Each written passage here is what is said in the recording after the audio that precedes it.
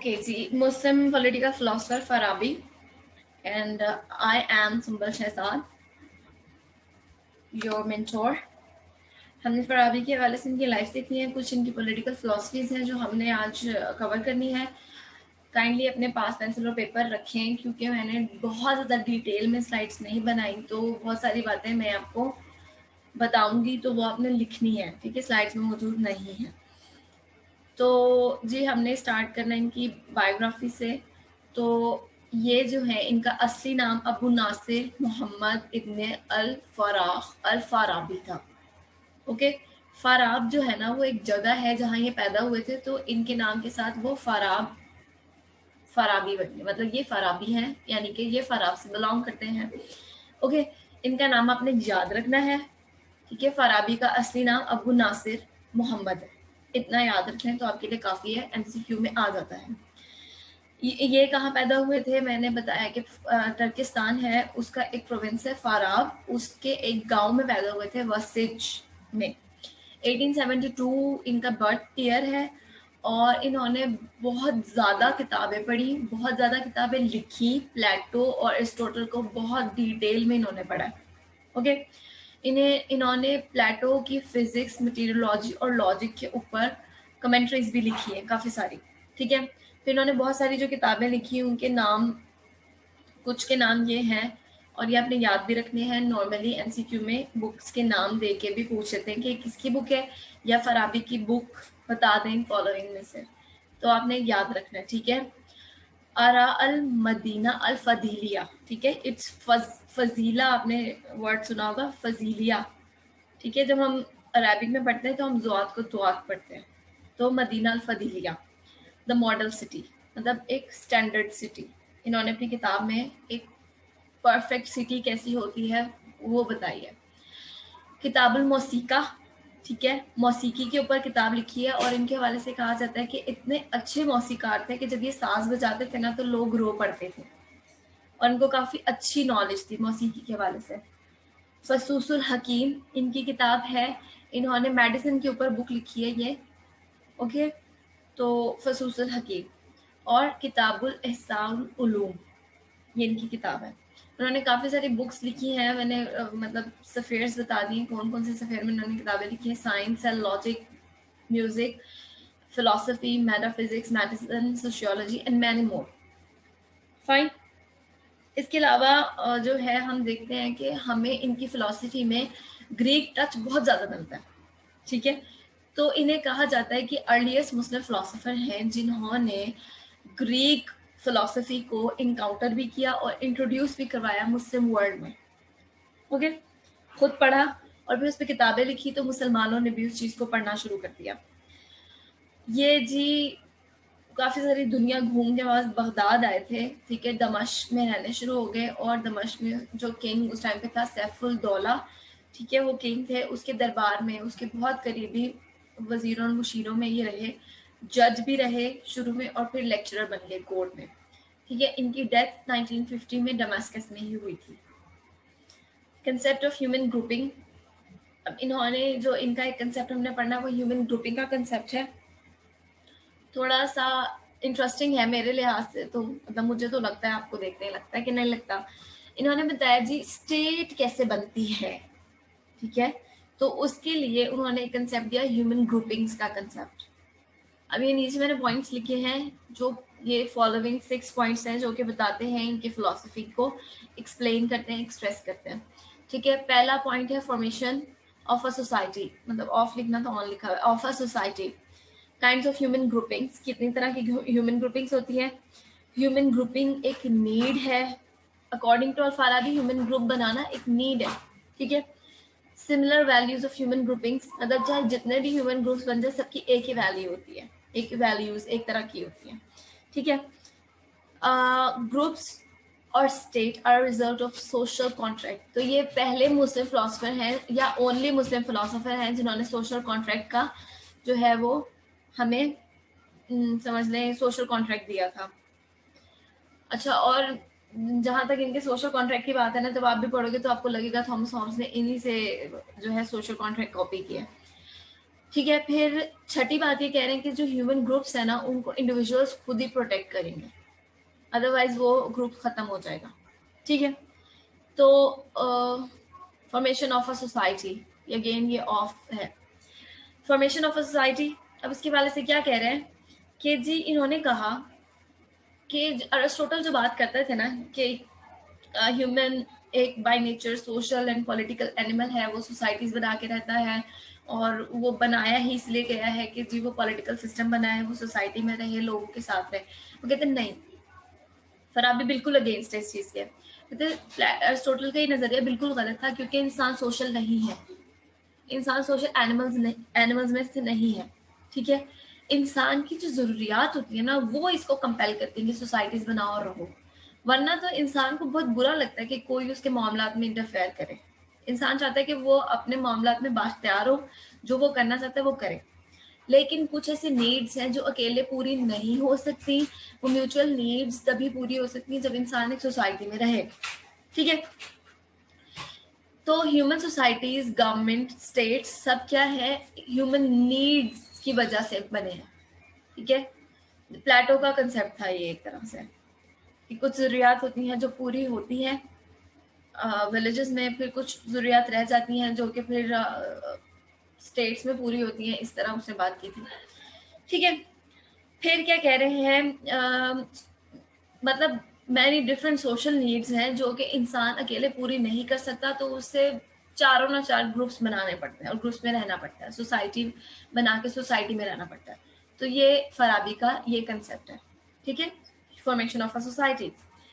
फिर kinds of human grouping, के human groups किस तरह के होते हैं, कितने तरह के होते हैं। तो जी फराबी ने एक बात की कि जो दुनिया है ना पूरी, ये ग्रैंड ग्रुप ऑफ पीपल है।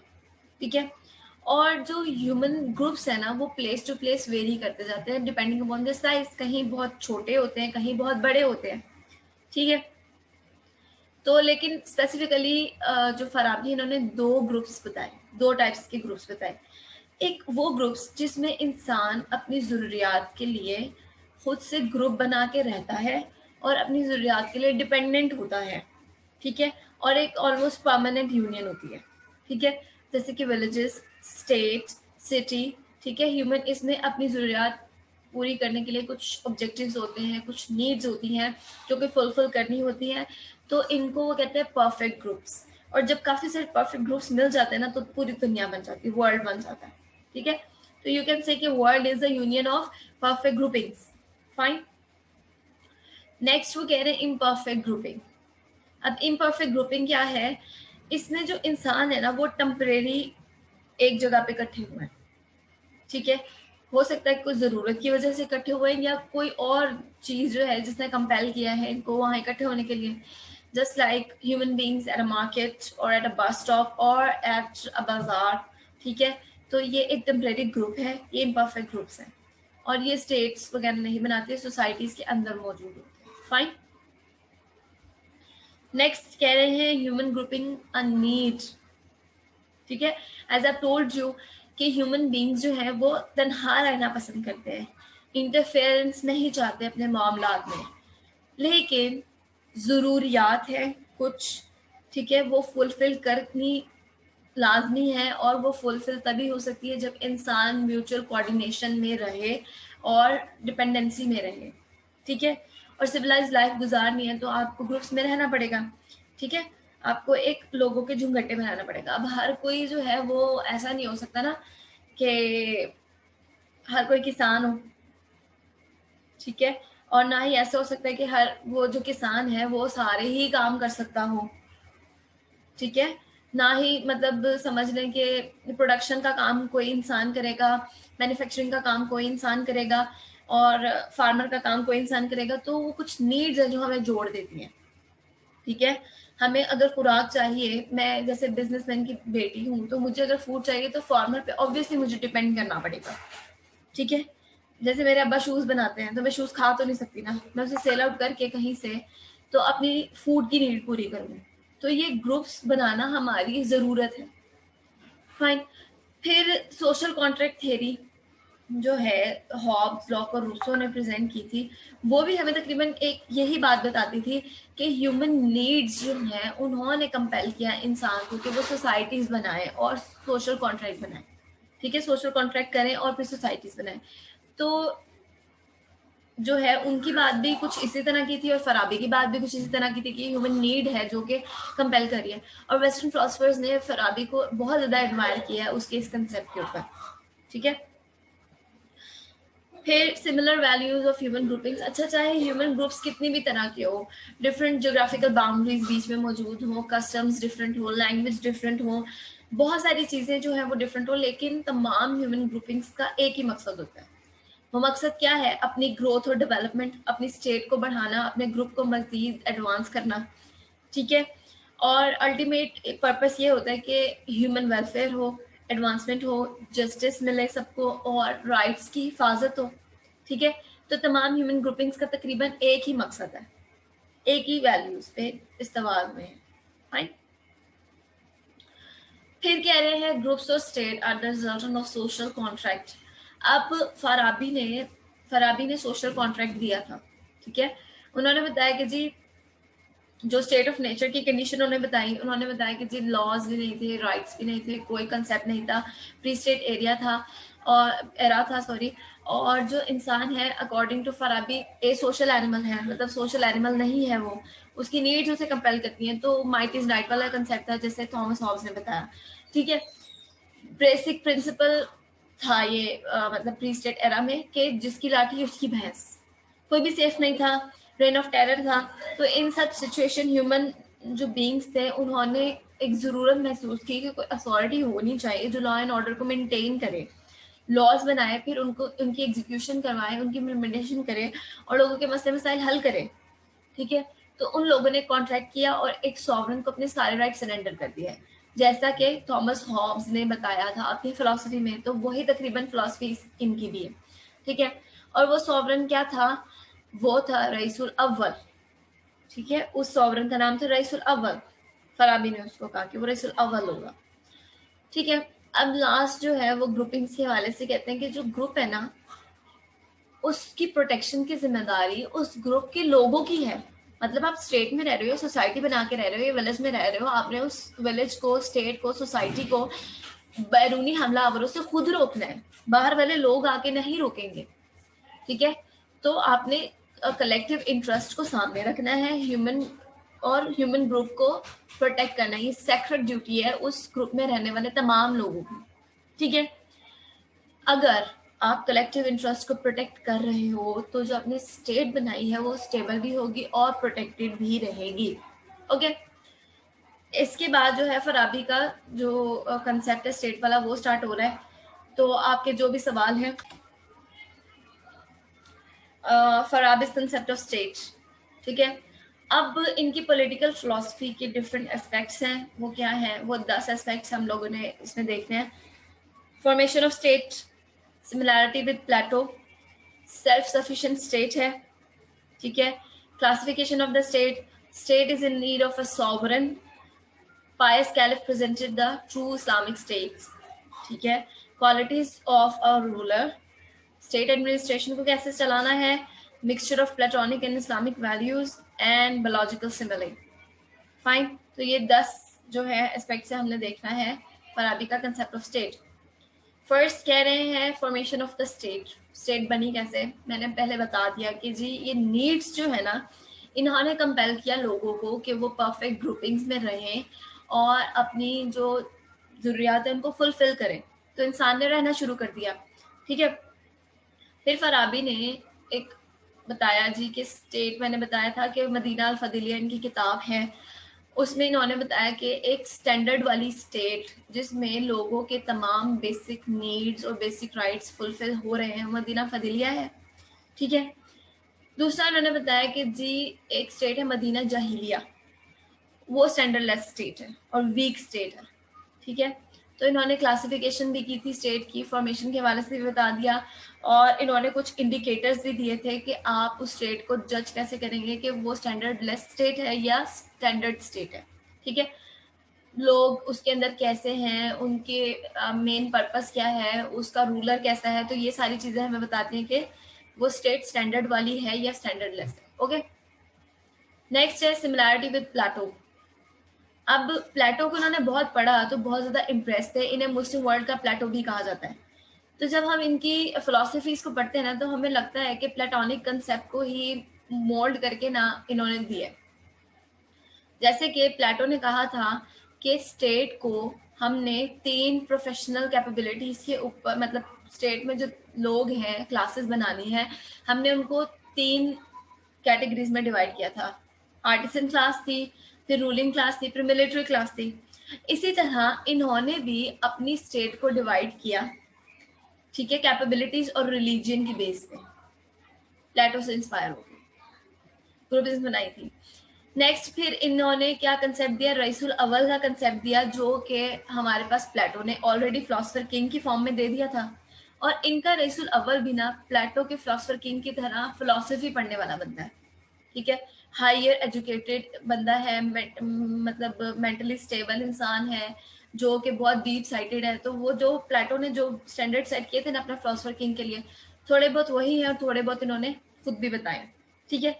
तो इसलिए हम कहते हैं कि सिमिलैरिटी है प्लेटो के साथ। नेक्स्ट क्या है, सेल्फ सफिशिएंट होना चाहिए स्टेट को। अब सेल्फ सफिशिएंसी क्या है कि स्टेट में जो ग्रुप्स बने हैं ना सारे, वो हार्ड वर्किंग हो, वो काम करने वाले लोग हों, जब वो काम करेंगे तो वो स्टेट को सेल्फ सफिशिएंट बना देंगे, ठीक है।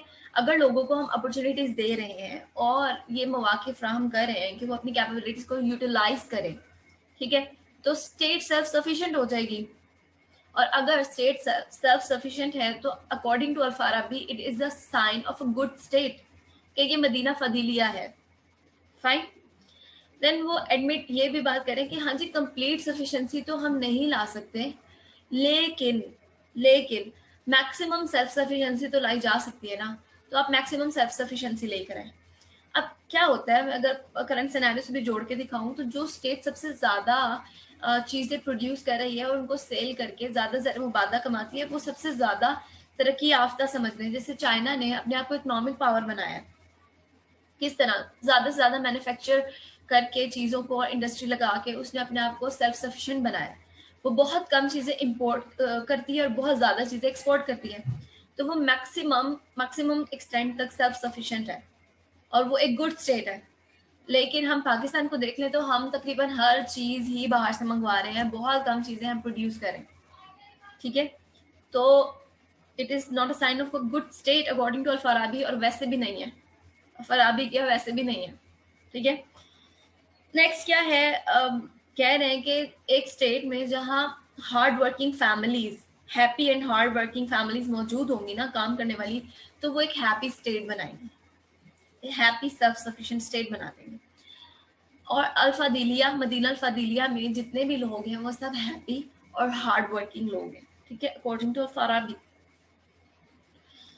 फिर जी स्टेट की इन्होंने क्लासिफिकेशन की है, इन्होंने 6 क्लासेस में स्टेट को डिवाइड किया है अकॉर्डिंग, मतलब वेरियस जो है बेसिस लिए हैं उन्होंने, उसकी बेसिस पे इन्होंने डिवाइड किया है, जिसमें मैंने बताया कि जी लोगों का पर्पस क्या है, लोग जो है वो उनके ऊपर रूल कौन कर रहा है, इंटरनली वीक है या इंटरनली स्ट्रॉन्ग है। तो कुछ इस तरह की चीज़ों को बेसिस बना के उन्होंने बताया कि स्टेट कितने टाइप्स के हो सकते हैं। तो पहली टाइप इन्होंने बताई जी मदीना दरूरिया या मदीना ज़रूरिया, स्टेट ऑफ नेसेसिटी, ठीक है। हम इन्हें डिटेल में आगे पढ़ेंगे, लेकिन यहाँ सिर्फ क्लासिफिकेशन ऑफ द स्टेट की बात हो रही है। मदीना नदाला, वाइल्ड स्टेट, ठीक है, ये नाम थोड़े से डिफिकल्ट है लेकिन आपने ये इसी तरह याद रखना है। मदीना अल-अख्वा व सफवा, बेस एंड डिस्पेकेबल स्टेट। मदीना तगल्लुब, स्टेट ऑफ टायरनी या कॉन्कर्ड स्टेट। मदीना जाहिलिया, state of democracy. And then last but not the least, जो सबसे इनकी क्या नाम है मॉडल स्टेट है, वो मदीना फजीलिया या मदीना फजीलिया, ठीक है, स्टेट ऑफ डेमोक्रेसी है। अच्छा, फिर ये कह रहे हैं जी स्टेट को सॉवरन की जरूरत है, एज सेड बाय प्लेटो, के प्लेटो भी कहता था कि जो भी मेरी आइडियल स्टेट है, जैसे प्लेटो ने एक आइडियल स्टेट का कंसेप्ट दिया, ये भी आइडियल स्टेट का कंसेप्ट दे रहे हैं, प्लेटो ने फिलोसफर किंग का कंसेप्ट दिया, ये भी अपने रईसुल अव्वल का कंसेप्ट दे रहे हैं, ठीक है। तो ये भी वही बात करें कि इंटेलेक्चुअल लीडर चाहिए, वाइज मैन चाहिए, ताकि स्टेट जो है एफिशिएंटली रन हो सके, ठीक है। फिर उन्होंने कुछ क्वालिटीज बता दी उस रईस की कि उसे कैसा होना चाहिए। लेकिन वो कहते हैं कि जी रईस और इमाम सुनने में तो हमें एक जैसा लगता है, लेकिन दोनों में फर्क है। फराबी कह रहे दोनों में फर्क है। रईसुल अव्वल हो सकता है कि मुसलमान ना हो और किसी मुस्लिम स्टेट का हेड भी ना हो, लेकिन जो इमाम है ना वो क्या है, वो लीडर ऑफ द मुस्लिम्स है। दुनिया में जितने भी मुसलमान हैं उन सबका लीडर इमाम है और वो खुद भी मुसलमान है, ठीक है। तो रईस के लिए जरूरी नहीं है कि वो मुसलमान हो या ना हो, लेकिन इमाम के लिए जरूरी है कि वो मुसलमान हो। नेक्स्ट क्या है, कह रहे हैं कि जी अगर आप एक स्टैंडर्ड और गुड स्टेट यानी कि मदीना फजीलिया बनाना चाहते हैं तो आपको एक ऐसे इमाम की ज़रूरत है या रईस की ज़रूरत है, ठीक है। अगर आपके पास रईस या इमाम नहीं है तो जो है वो एक मदीना फजीलिया या एक आइडियल स्टेट पॉसिबल है ही नहीं। फिर ये कहते हैं कि जी जो पायस कैलिफ थे ना, जो 4 खुलफाए राशिदीन थे, उन्होंने ट्रू इस्लामिक स्टेट की बुनियाद रखी थी और उनके बाद, उनके विसाल के बाद जो है वो इस्लामिक स्टेट का कंसेप्ट ही खत्म हो गया। जो ट्रू इस्लामिक स्टेट थी उसका कंसेप्ट खत्म हो गया। कैसे? अकॉर्डिंग टू फाराबी, अगर आप स्टेट में सब सारे ध्यान से पॉलिटिकल पावर को एक्यूमुलेट करने पे लगा दोगे और स्पिरिचुअल एस्पेक्ट्स को इग्नोर कर दोगे तो स्टेट डाउनफॉल में चली जाएगी। ये हमने देखा है जितने भी हमारे मुस्लिम दुनिया के जो हुक्मरान गुजरे हैं, उन्होंने जब भी स्पिरिचुअलिटी को इग्नोर किया है तो वो उनकी डाउनफॉल का ही सबब बना। ऑटोमन एम्पायर, एबेसिड कैलिफेट, या फिर और कौन कौन सी गई हैं, ये मुगल एम्पायर थी और लोधी डायनेस्टी या खिलजी डायनेस्टी हम सब ने देखा है। तो वो ज़्यादातर जब पॉलिटिकल पावर के ऊपर ज़्यादा कंसंट्रेट कर रहे थे और इस्लामिक रूल्स और वैल्यूज से दूर हो गए थे तो डाउनफॉल ऑफ द स्टेट उन सब ने एक्सपीरियंस किया। तो फराबी भी यही कंसेप्ट दे रहे हैं। फिर वो कह रहे हैं, फिर पायस कैलिफ्स पे आते हैं कि जब वो थे ना, उन्होंने फोकस किया सारी की सारी अटेंशन कि लोग किस तरह रह रहे हैं, लोग खुशहाल है या नहीं, ठीक है। और उनके बाद आने वाले जो भी रूलर्स थे उन्होंने इस्लामिक स्टेट को डिस्ट्रॉय कर दिया क्योंकि वो सेल्फ सीकर्स थे और उन्होंने हेरिडिटरी मोनार्की रख दी। जैसे कि हम देखते हैं कि अमीर माविया ने हजरत अमीर माविया रज़ी अल्लाह ताला उन्होंने अपने बेटे यजीद को नॉमिनेट किया था। हालांकि वो बात समझते थे कि उस इलाके में शाम के लोगों में काफ़ी अरसे से रूल कर रहा था और वो मेरे बेटे को ही फेवर कर रहे हैं। लेकिन यजीद के बाद फिर हेरिडिटरी मोनार्की चल पड़ी कि फिर सारे के सारे बने उमैया से ही खलीफ मतलब आ रहे थे सारे, लेकिन कोई भी वो मतलब हम वो नहीं देख रहे थे कि क्वालिटीज हैं भी इसमें कि नहीं है, ठीक है।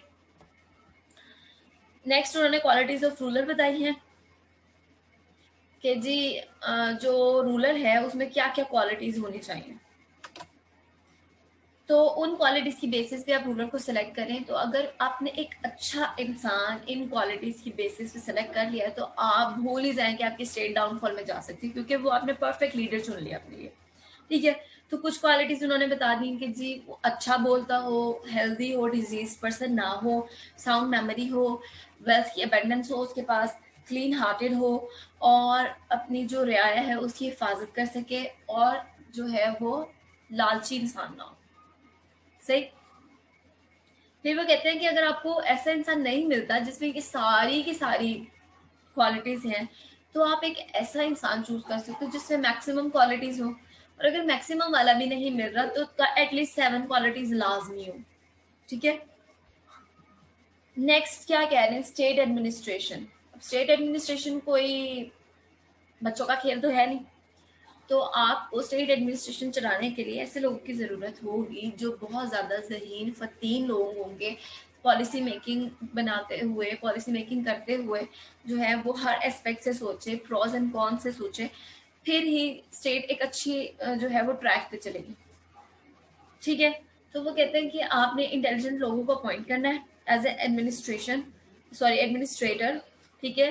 Selection of higher officials and minister must be on the basis of the merit and abilities, ऐसा ना हो कि आप सिफारिशों पे जो है वो अपॉइंटमेंट्स कर रहे हैं और बाद में जो है मतलब सारा का सारा सिस्टम नई सिफारिशों को ख़राब कर देते हैं। क्योंकि उन्हें पता है कि अगर सिफारिश का सिस्टम अगर नहीं रहा तो जो मेरा निकम्मा और नालायक बेटा है उसको कोई जॉब ही नहीं देगा। ठीक है, तो मेरे और निकम्मे और नालायक बेटे को आगे आने के लिए, ऊपर आने के लिए ज़रूरी है कि इस मेरिट का कत्ल किया जाए। तो वो ये करते हैं, वो इंस्टीट्यूशंस खराब करते हैं। तो करप्शन जो है ना, ये बहुत ज़्यादा काम खराब करती है और ये एक दिन में नहीं होता, ये बहुत आहिस्ता आहिस्ता करके जहर घोलता है।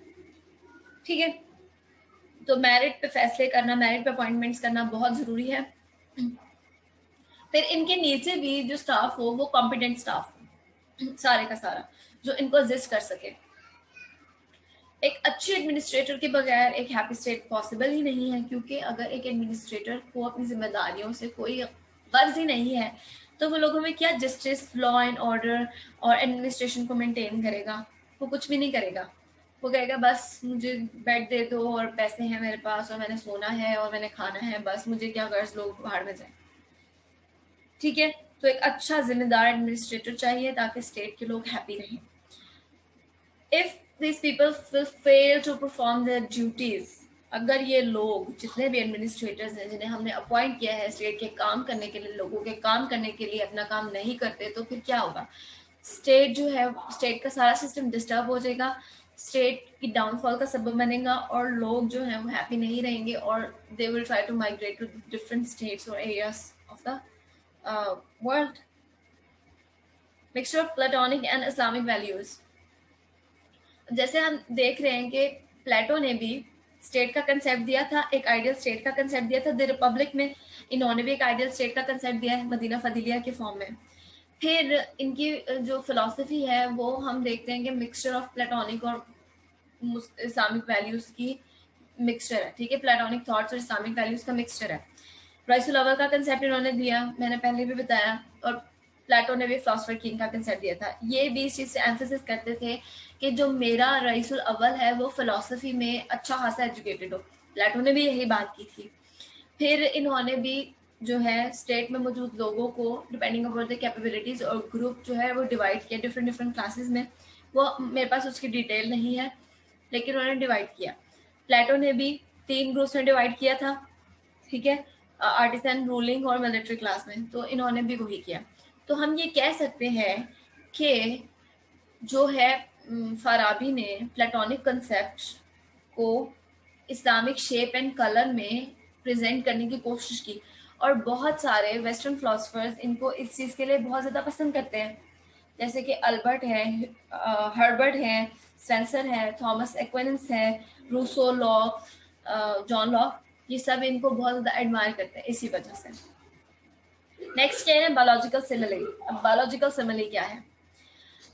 जैसे हमारे पास प्लेटो ने बहुत ज़्यादा एम्फेसिस इस चीज़ पे दिया था कि रूलिंग क्लास होनी चाहिए और फिलोसफर किंग होना चाहिए, तो ये भी इस चीज़ पे बहुत ज़्यादा स्ट्रेस दे रहे हैं कि रईस होना चाहिए। और इस चीज़ पे स्ट्रेस देने के लिए उन्होंने एक बात की कि जिस तरह ह्यूमन हार्ट है ना, वो न्यूक्लियस है, पिवटल पॉइंट है हमारी बॉडी का, और तकरीबन रेस्ट ऑफ द ऑर्गन्स को कंट्रोल करता है heart, not brain, heart.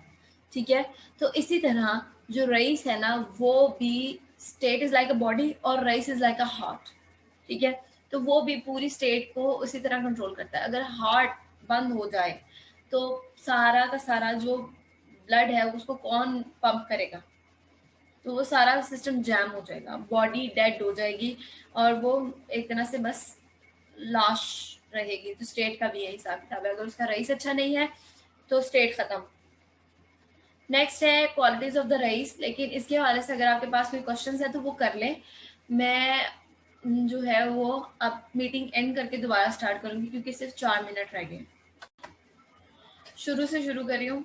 Raisul अव्वल का कंसेप्ट दिया इन्होंने और कुछ क्वालिटीज बताई हैं, वो 12 क्वालिटीज हैं, जिनमें सबसे पहले वो बताते हैं कि जी रईसुल अव्वल को फिलोसोफर होना चाहिए, क्योंकि जो फिलॉसफी का इल्म है वो इंसान को समझदार, अक्लमंद और मामले की तह तक पहुंचाने वाला बना देता है। एज प्लेटो सेड कि ये तो ये भी उसी तरह की बातें कर रहे हैं और मतलब कह रहे हैं कि अगर आप फिलोसफर होंगे तो आप बहुत सारी चीज़ों को अपने सामने रखेंगे फैसला करने से पहले, जो आपको फायदा देगा और आवाम को भी फायदा देगा। Next thing is magnetism in stocks. कि वो जब बातें करें तो वो मतलब लोगों के दिल में उतर जाए, ठीक है, अपना इम्पैक्ट जो है वो लोगों के दिलों में इम्प्रिंट कर दे। फिर ये कब मुमकिन हो सकता है, जब वो मसले मसाइल को हल करने के लिए और लोगों को कन्विंस करने के लिए ऐसी बातें करें जो लोग जो है जिससे कन्विंस हो जाएं, ठीक है। तो मैग्नेटिज्म एंड टॉक्स जो है वो कुछ इस तरह की बात है, ठीक है, उसमें कन्विंसिंग पावर हो, आप ये समझ लें। हेल्दी हो, एक disease person state of affairs को ना समझ सकता है, ना इश्यूज को सॉल्व कर सकता है, ना स्टेट को चला सकता है, ठीक है। तो सबसे पहले उसका हेल्दी होना जरूरी है, स्पेशली किसी ऐसे बीमारी में मुब्तला ना हो जो नफ्सियाती हो या दिमागी हो या इस तरह की जिसमें वो बेड से लगा हो और उसके वजीर और मशीर पूरी रियासत को चला रहे हो। नेक्स्ट वो बता रहे हैं जी साउंड मेमोरी हो, मेमोरी बहुत अच्छी हो उनकी, जो भी रईसुल अव्वल आप जिन्हें बना रहे हैं, क्योंकि वो कहते हैं कि ना कुछ ऐसे मामला भी होते हैं जो जिनमें इमीडिएट एक्शन लेना जरूरी होता है और रिटर्न भी नहीं होते। तो अगर वो एक अच्छा ऑब्जर्वर होगा और उसकी साउंड मेमोरी होगी तो उसे याद होगा कि हाँ, अगर मेरे चाचा रूल में थे तो ये मसला हुआ था तो उन्होंने किस तरह उस पर एक्शन लिया था, या मेरे फादर ने किस तरह एक्शन लिया था। तो साउंड मेमोरी बहुत सारी चीज़ों को रिकॉल करने में और बर वक्त एक्शन लेने में हेल्प करती है, ठीक है। अबंडेंस ऑफ वेल्थ, जो भी रूलर है उसके पास अबंडेंस ऑफ वेल्थ होनी चाहिए। अब अगर अबंडेंस ऑफ वेल्थ नहीं होगी तो आप मुझे बताएं स्टेट चल सकती है? बहुत सारे एडमिनिस्ट्रेशन कामों के लिए, एडमिनिस्ट्रेशन के कामों के लिए स्टेट को पैसों की ज़रूरत होती है, डिफरेंट डिफरेंट डिपार्टमेंट्स को बजट एलोकेट होना होता है, एक्सपेंडिचर होती है, ठीक है। तो अगर वेल्थ ही नहीं है तो स्टेट कैसे चलेगी? और स्पेशली जब जो हमारी नेशनल ट्रेजरी है उस पर सारा का सारा जो है समझ लें इन्फ्लुएंस या क्या कहने उसको, कंट्रोल रूलर का हो। अगर बहुत सारे लोगों का रूल होगा ना, कंट्रोल होगा, तो फिर जो है वो काम खराब हो जाएगा, फराबी कह रहे हैं। नेक्स्ट कह रहे हैं कि क्लीन हार्टेड हो, लोगों को पता हो कि हमारा जो हुक्मरान है ना वो हमसे मोहब्बत करता है, ठीक है, और वो जो भी कर रहा है वो ठीक कर रहा है, सही है, तो लोग उससे मोहब्बत करेंगे, ठीक है।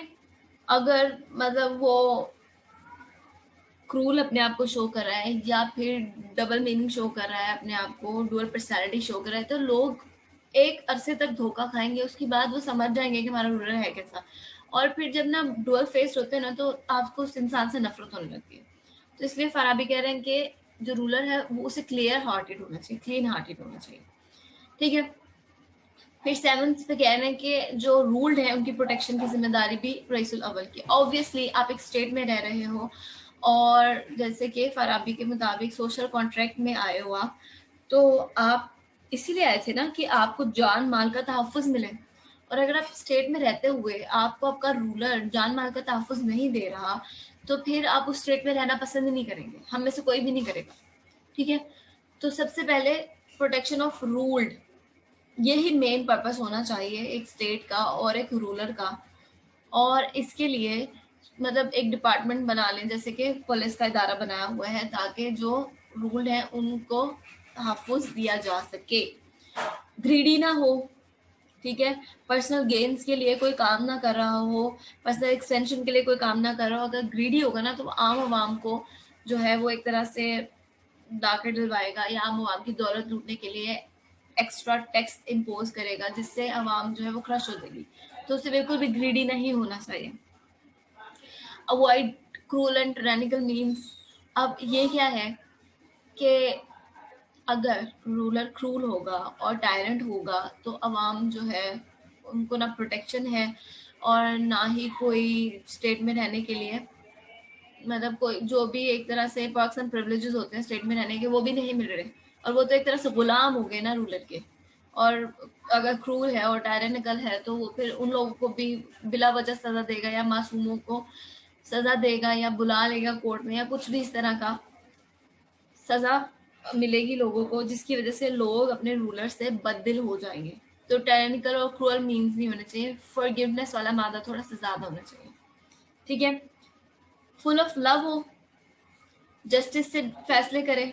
जब अगर लोगों के सामने लोगों का कोई भी इशू है वो रूलर के पास लेकर आए हैं, ठीक है, तो वो उसके सारे एस्पेक्ट्स को एनालाइज करे और फिर जो है वो केस का फैसला करे, दोनों तरफ से आर्ग्यूमेंट्स सुन के, ठीक है। वो एक तरह से एक बाप की तरह अपनी राया के लिए, जब वो एक बाप की तरह होगा ना तो वो अपने सारे लोगों को इक्वल समझेगा और इक्वली फैसले करेगा, और जब वो इक्वली फैसले करेगा तो लोग उससे भी मोहब्बत करेंगे, क्योंकि लोगों को पता है कि हमारा रूलर हमारे लिए बहुत शफीक है, ठीक है।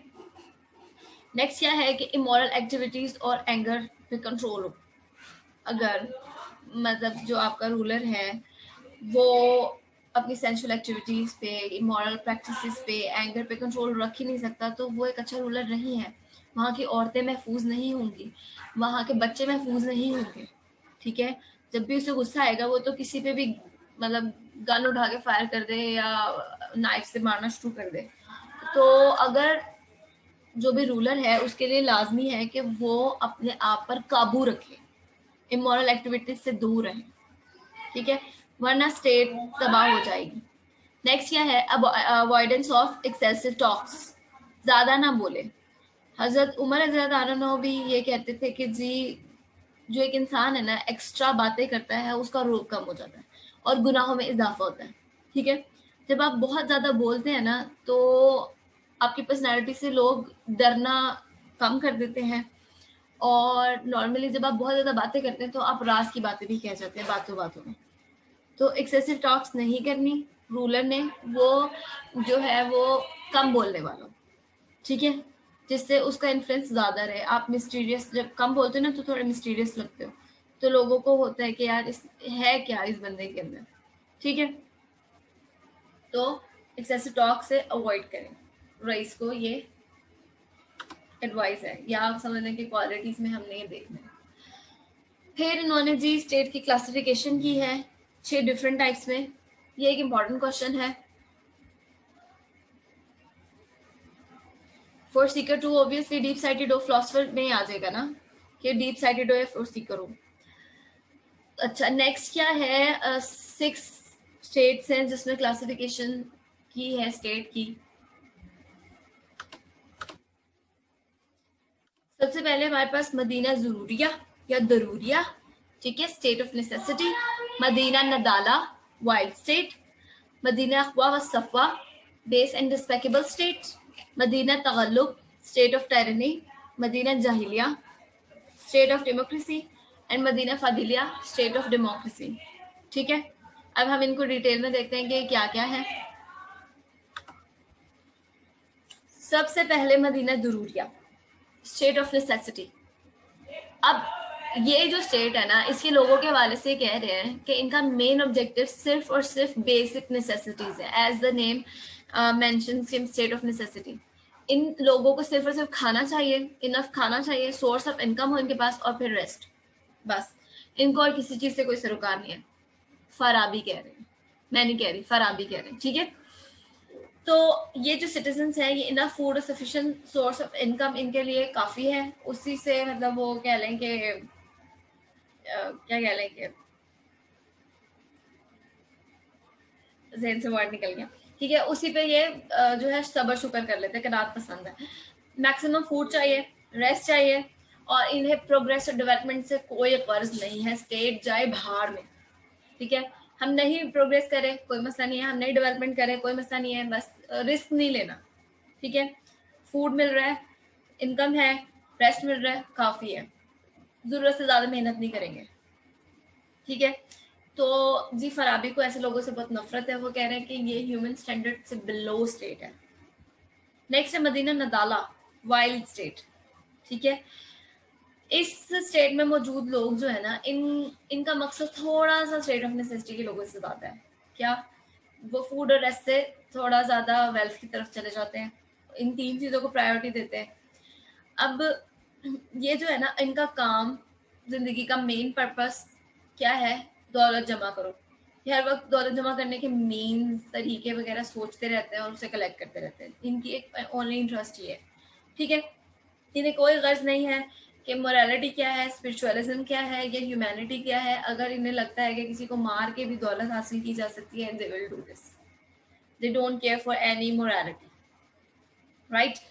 तो according to Farabi, these people have no values and standards, ठीक है। तो ये भी एक तरह से स्टैंडर्डलेस स्टेट है। नेक्स्ट है अफवा व सफवा, बेस एंड डिस्पेक्टेबल स्टेट। अब ये स्टेट क्या है, यहाँ के लोग जो है ना, मतलब एज यू नो कि जी लोगों ने ग्रुप बनाया है फॉर द सीक ऑफ मतलब सेक ऑफ देयर नीड्स, ठीक है, अपनी नीड्स को फुलफिल करना है, इसलिए उन्होंने ग्रुप बनाया। यहाँ जो स्टेट के लोग हैं ना, उन्होंने ग्रुप इसलिए बनाया है ताकि उनको रिक्रिएशन और प्लेजर में आसानी हो सके। उनका इंटरेस्ट यही चीज़ें, दो चीज़ें, ठीक है। बेसिक नेसेसिटीज तो चाहिए इन्हें, लेकिन रिक्रिएशन और प्लेजर को ज़्यादा प्रायोरिटी है। फाइन, ये इंश्योर करते हैं कि हम लोग जो है पूरा जो ग्रुप बनाया है या हमारी एक पूरी स्टेट है उसमें हर कोई एक दूसरे को रिक्रिएशन और प्लेजर में हेल्प कर रहा हो। फाइन, ये क्या चाहते हैं कि ऐसी लाइफ स्पेंड करना चाहते हैं जो फुल ऑफ अपॉर्चुनिटीज और फैसिलिटीज हो, किसी भी तरह की परेशानी झेलने के लिए तैयार नहीं है। एक फैसिलिटेटेड लाइफ जो है ना, facilitated life is their ultimate target, ठीक है। ये सिर्फ उसी को टारगेट कर रहे होते हैं और उसी के लिए एक दूसरे की हेल्प कर रहे होते हैं। नेक्स्ट क्या है, मदीना तगल्लुक। मदीना तगल्लुक में हमारे पास क्या बातें हैं कि जी ये स्टेट है, वीक हो गई है, रूलर हो सकता है अच्छा ना हो, एडमिनिस्ट्रेशन सही ना हो, इंस्टेबिलिटी बहुत ज़्यादा इंटरनल और डिसऑर्डर फैल गया है जिसकी वजह से स्टेट वीक हो गई।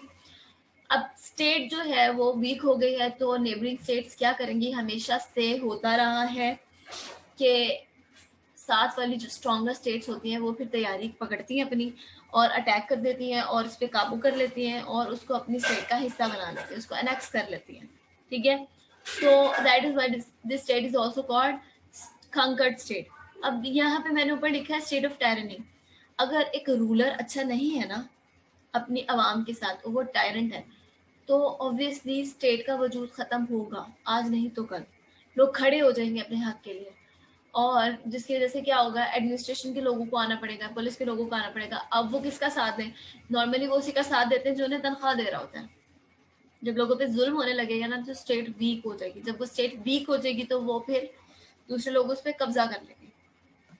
नेक्स्ट है मदीना जाहिलिया, state of democracy, standardless state है, ठीक है। अभी ऐसी स्टेट है जो जहाँ पर क्या हो रहा है कि स्टेट बहुत वीक है, ठीक है।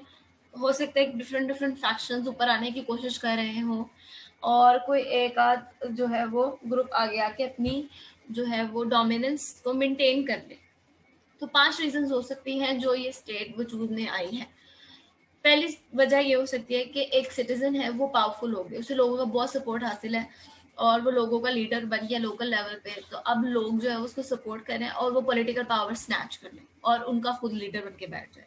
जैसे कि हमने देखा जब सिविल वॉर चल रही थी पार्लियामेंट की और मोनार्की की यूरोप में, इंग्लैंड में, तो क्या हुआ था, ओलिवर क्रॉमवेल उसने सारी पावर ले ली थी लोगों के बल पे, सही है, और फिर वो उन सबका रूलर बन गया था। तो सिटीजन में से एक सिटीजन पावरफुल हो जाए, वो सारी पॉलिटिकल पावर स्नैच करके खुद रूलर बन जाए। तो पहला ये हो सकता है, पहली रीजन ये हो सकती है। दूसरी ये हो सकती है कि एक ट्राइब जो है, जैसे कि हम देखते हैं ऑटोमन एम्पायर, वो एक ट्राइब था ना, वो एक कबीला था, काई कबीला। तो उसने क्या किया था, पॉलिटिकल सिस्टम को ले लिया था। उस टाइम पे किसकी हुकूमत चल रही थी, अल्प अरसलान के कुछ मतलब वर्सात है वो हुकूमत में थे। तो इस ट्राइब ने वहाँ उस एक स्पेसिफिक एरिया में पावर पकड़ी और फिर अपनी जो है वो सल्तनत को बढ़ाते चले गए, सही। तो ऐसा हो सकता है। फिर ये भी हो सकता है कि एक स्पेसिफिक जोग्राफी पे कुछ लोग रह रहे हैं, वो लोग क्या करें based on their language, ethnicity या किसी और चीज़ पे बेस कर सकता है, तो वो पॉलिटिकल सिस्टम को हाईजैक करने की कोशिश करें। अब जब वो हाईजैक करने की कोशिश करेंगे तो नेशनलिज्म की बेस पे वो उस स्टेट को हाईजैक कर लेंगे और अपनी जो है वो समझ लें कि डोमिनेंस को मेंटेन करेंगे फिर। तो ये एक रीज़न हो सकती है। फिर ये रीज़न हो सकती है कि डिफाइंड टेरिटरी से कुछ लोग आपस में यूनियन बना के उस स्टेट के पॉलिटिकल सिस्टम को काबू में करने की कोशिश करें, ठीक है।